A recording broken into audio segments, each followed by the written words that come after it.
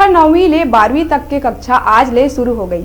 11 महीना बाद school college में छात्र मन के चहल पहल नजर आई। कोरोना संक्रमण रोके बर सख्त गाइडलाइन के संग अध्ययन करे के निर्देश दिए गए। छात्र मन ला कैंपस आए के बाध्यता नहीं हुई और छात्र मन खुद तय कर ही कॉलेज आना है कि नहीं। बता दन के कॉलेज खुले के बाद भी पहली की तरह ऑनलाइन कक्षा चलत रही। छात्र मन ला सर्दी जुकाम होए में कक्षा में बैठे के इजाजत नहीं रहे। स्कूल कॉलेज के मुख्य द्वार में छात्र छात्रा मन के सर्दी जुकाम के जांच करे रही।